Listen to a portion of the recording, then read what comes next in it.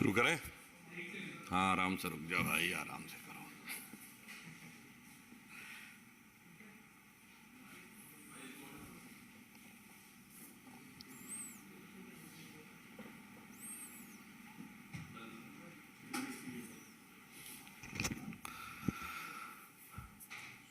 मित्रों, आप सभी जानते हैं कि आजकल चर्चा के केंद्र बिंदु में नई नई राष्ट्रीय पार्टी का दर्जा प्राप्त किए हुए भारत की राजनीति की सबसे नई नवेली, अजब अलबेली और अब एक पहेली बनती हुई पार्टी की राजकीय करामात सबके सामने है।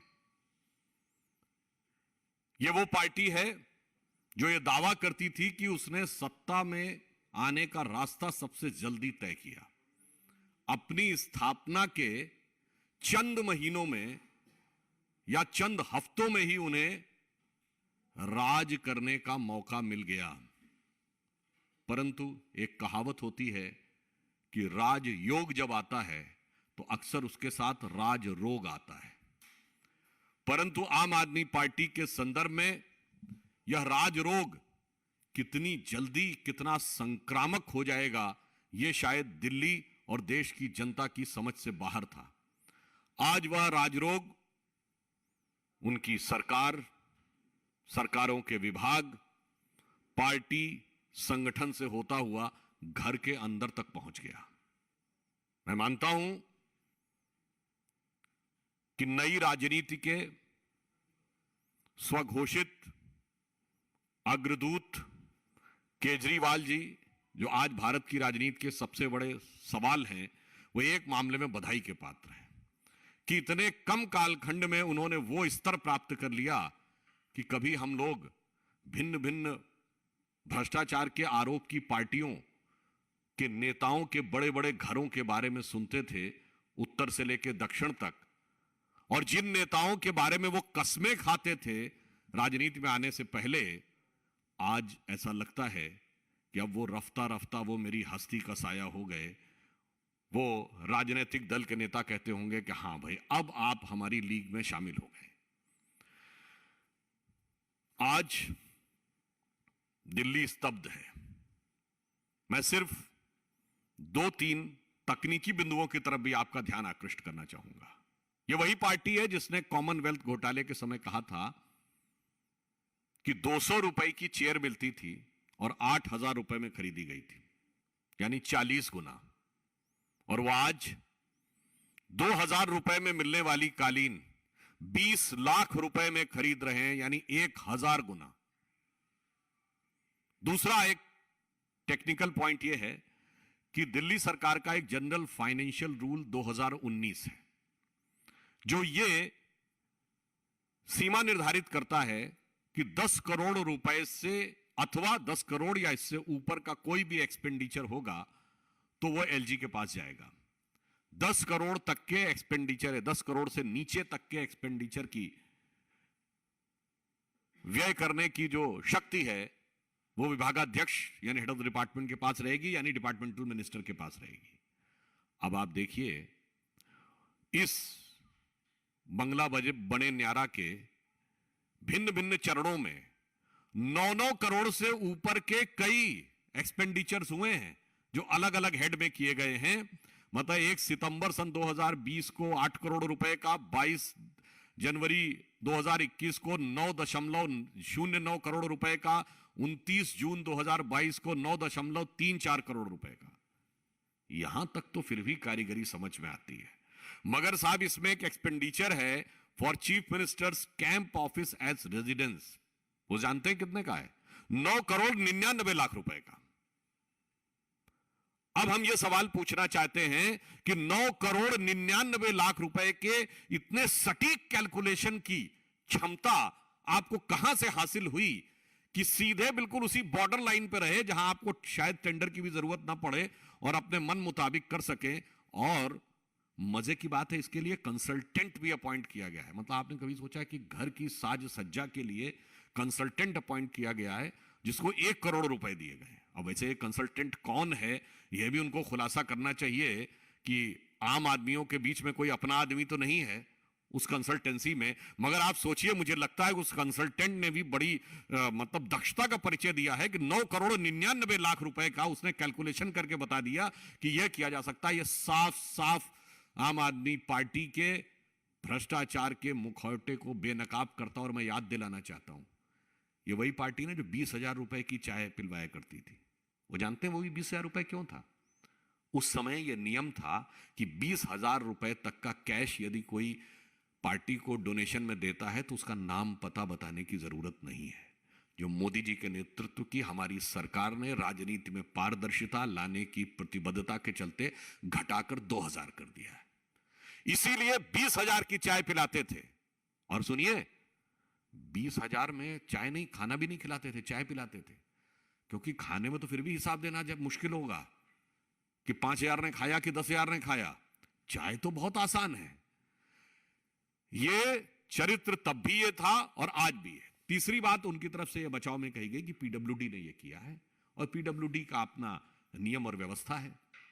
तो हम सिर्फ यह पूछना चाहते हैं कि पीडब्ल्यूडी की, जहां तक हम लोगों की जानकारी है, एस्टैब्लिश गाइडलाइंस के अनुसार जो फ्लोरिंग होती है या तो वुडन फ्लोरिंग होती है या जो एक नॉर्मल इंडियन मार्बल अवेलेबल होता है वो होती है। अब वो दिल्ली सरकार का वह रूल या क्लॉज कोट करके बताएं जिसमें पीडब्ल्यूडी को इंपोर्टेड सुपर एक्सक्लूसिव मार्बल लगाने का अधिकार था और बगैर इनकी अनुमति के किया गया था।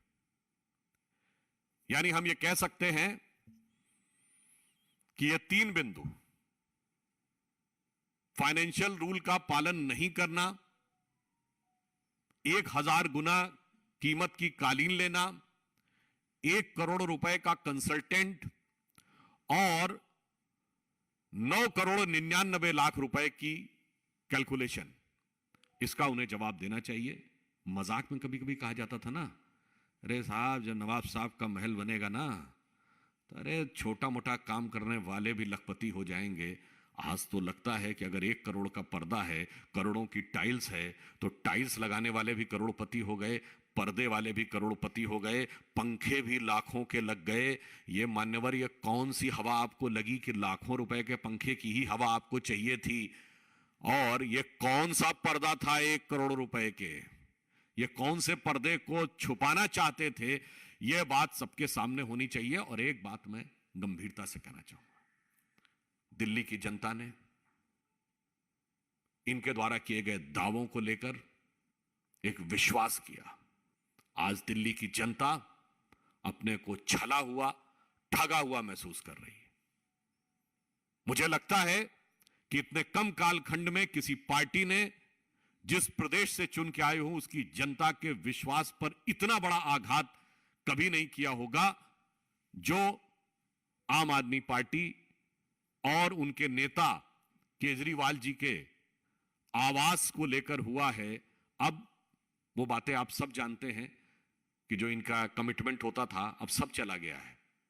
अब टोपी भी गई है, मफलर भी गया है, पर उसके साथ साथ मुख का मुखौटा भी उतर गया है।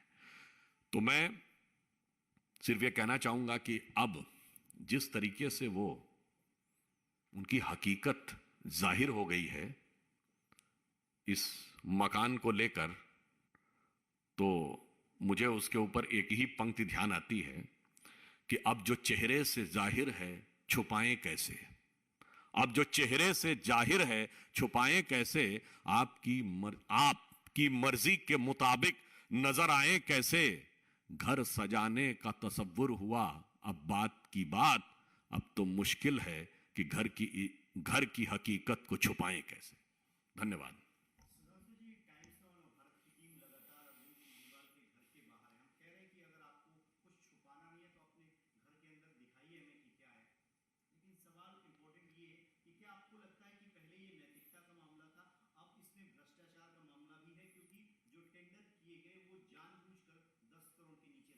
देखिए, यह बिल्कुल स्पष्ट रूप से ब्लेटेंट करप्शन का मामला है। चूंकि पहली बात तो आप देखिए, अगर कोई भी घर आप बनाते हैं या रिनोवेशन भी करते हैं, सामान्यतः उसका जो आप अपने घर का भी करते हैं तो एक ही बार में आप उसका बजट अलॉटमेंट करते हैं। ये टुकड़ों टुकड़ों में होना, हमेशा अलग अलग हेड्स में करना ताकि वो 10 करोड़ के नीचे रहे, ये अपने आप में भ्रष्टाचार को लेकर गहरा संदेह व्यक्त करता है। ऐसा कैसे हो सकता है कि साहब बाथरूम की फिटिंग्स के लिए अलग रहेगा, फिर जो कालीन के लिए अलग रहेगा और पर्दे के लिए अलग रहेगा? तो मुझे लगता है, और फिर जो एक उदाहरण बताया कि 9,99,00,000 रुपए, अब मुझे लगता है इसमें 0.01% की जो बचत की गई है ना, उससे साफ हो गया है कि कट्टर ईमानदार का असली किरदार में अब 0.01% की भी ईमानदारी की संभावना नहीं बची।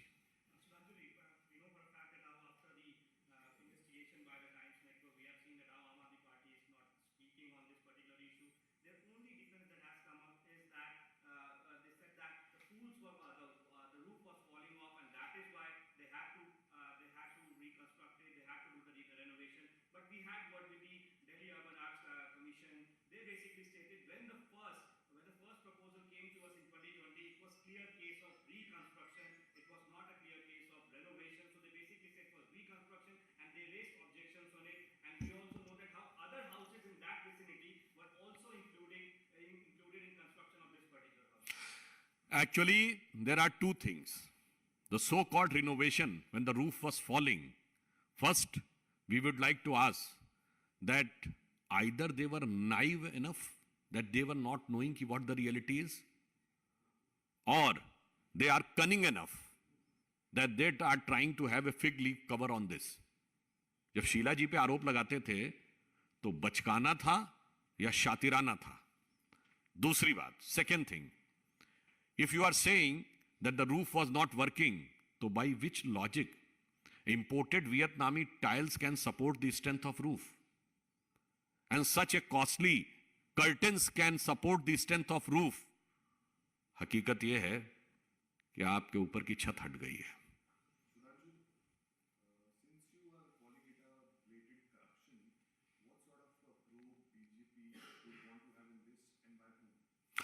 Actually, first of all, it is a matter related to state government. Now, it is incumbent on the part of the self-proclaimed, self-styled champions of the chastity and probity in politics. What is their reaction? It is having three dimensions. Number one, it is a legal and technical aspect. Number two, it is political aspect. And third is a moral aspect. So we want and we will look carefully and vigilantly the reactions, what they take, and then accordingly and appropriately, the government and its agencies, whatever is fit, they will take an appropriate action. Would you want ACB, the Delhi government's ACB to probe this matter? First, you are saying that the Aam Aadmi Party representatives are not speaking. So I think right now they are speechless. We will have to wait till what time they will remain actionless. Sudhanshu जी, एक और सवाल दिल्ली सरकार से ही जुड़ा हुआ है कि दिल्ली सरकार के अंतर्गत जल बोर्ड आता है और एक ऐतिहासिक मॉन्यूमेंट था जिसको तोड़कर दिल्ली जल बोर्ड के सीईओ ने अपना जो है वहां पर अपने रहने के लिए आवास बना लिया, जबकि आर्कियोलॉजिकल सर्वे ऑफ इंडिया ने इसको नोटिस दे रखा था प्रोटेक्ट करने का। If anything of this sort is available in the media, what we know, this shows the expansionist design of the Aam Aadmi Party government is not limited to their chief minister, it's also pervading to the other areas. तो अपने बंगला बने न्यारा की विस्तारवादी नीति ऐसा लगता है कि सरकार के दूसरे बंगलों पे भी है, मगर मुझे लगता है दिल्ली की जनता दुखी है, व्यथित है, और फिर भी वो बड़े गौर से देख के कह रही है, नजर लागी राजा तोरे बंगले पे।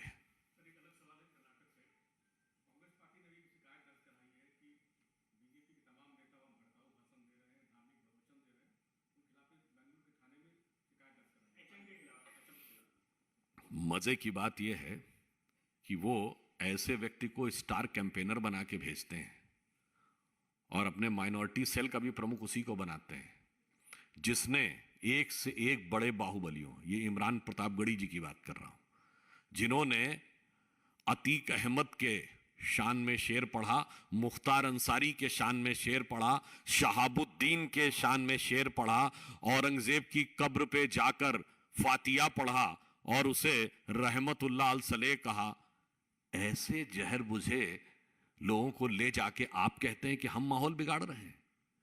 याद करिए इमरान प्रतापगढ़ी ने क्या बोला था अतीक अहमद के लिए कि शायद कभी किसी का ऐसा कद नहीं होगा, कई सदियों तक कोई अतीक अहमद नहीं होगा। तो मैं याद दिलाना चाहता हूं कि उसके आगे की एक लाइन में अपनी तरफ से जोड़ दे रहा हूं, अगर इसी राह पर चलते रहे जनाब तो आपके खानदान में कोई सियासी वली अहद नहीं होगा। वली अहद कहते हैं सक्सेसर ऑफ द थ्रोन। तो इसलिए वो अपनी गति दुर्गति को स्वतः प्राप्त हो रहे हैं। धन्यवाद।